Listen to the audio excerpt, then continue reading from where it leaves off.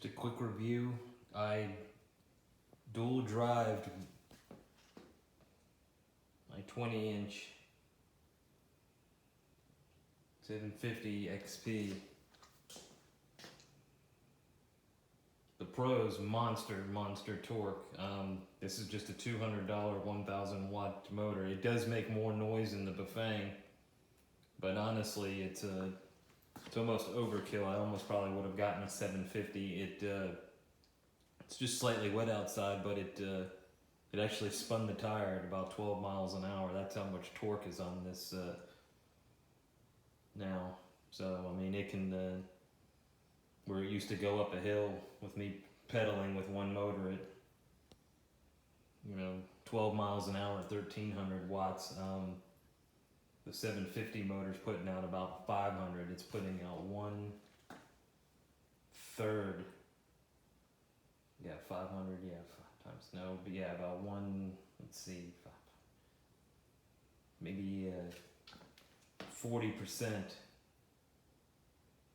of what it usually puts out, and the bike is going up the hills at right about 28 miles an hour. And if it's anything other than a steep hill, it's going to go faster.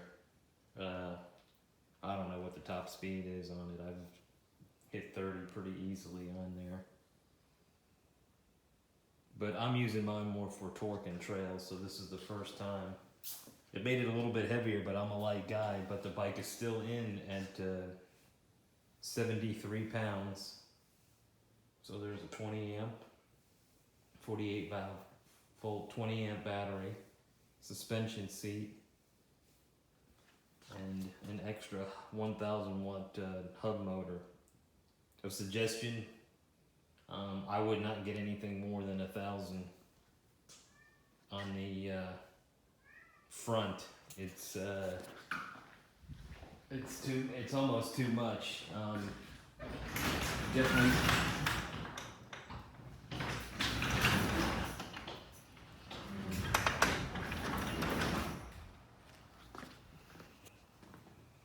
You definitely have to feather it. I've got a thumb throttle on the other side, so I got it all right here, so it's up. I still got the stock handle. But who knows what the range is on this thing. I wouldn't be surprised. I pedal assist.3.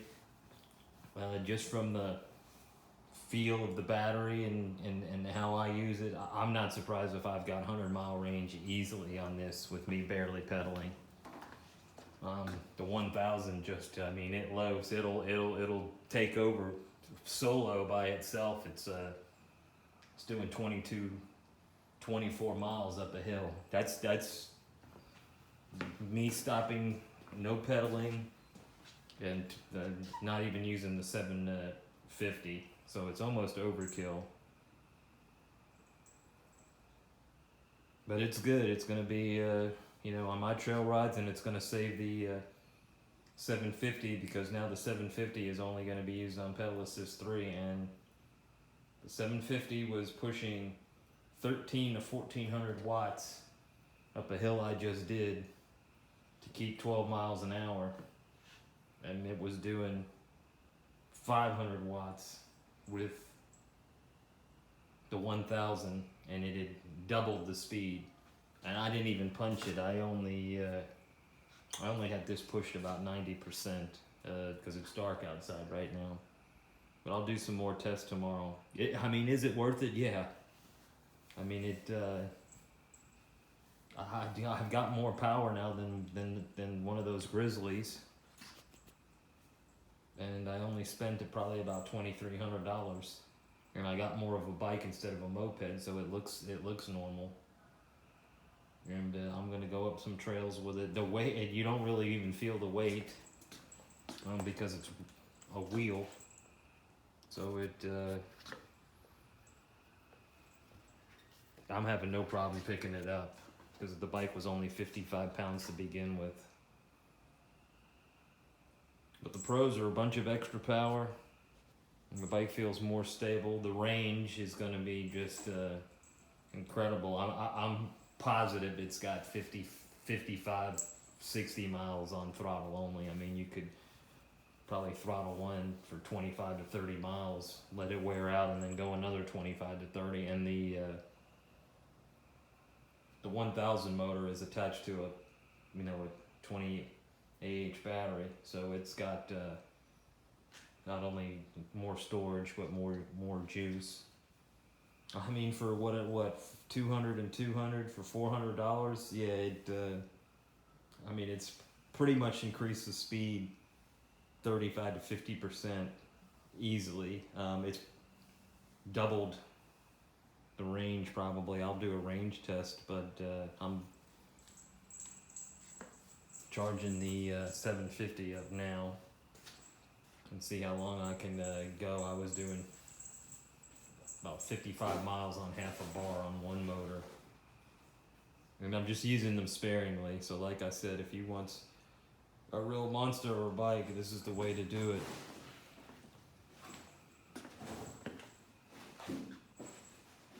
Everything's clean. Battery's sitting right there. The extra battery is in this bag. And we'll see how it does trails. I'm sure it can. I mean, you can hear the tire. I mean, begging for grip. You can just hear it going as it tries to grip. I would not suggest taking off with this 1000. It's just gonna spin. I mean, it's got that much torque, and I'm only using a 29 amp controller and probably a 24 or 25. So I mean, I'm not even pushing 30 amps solo on one of these. So I'm not even close to what somebody could do.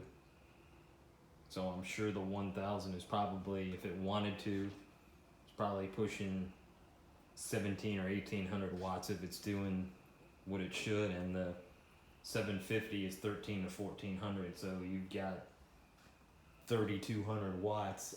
I honestly just went up the steep hill in my driveway, and I barely had to just flick the 1000 just to get up the hill, where I had to stand up and go up the hill at about 3 or 4 miles an hour with the 750 because my driveway's steep. I just tapped the throttle on the 1000 and it literally just jumped up the driveway pretty much immediately. It did 10 or 12 miles an hour at about 35-40% throttle.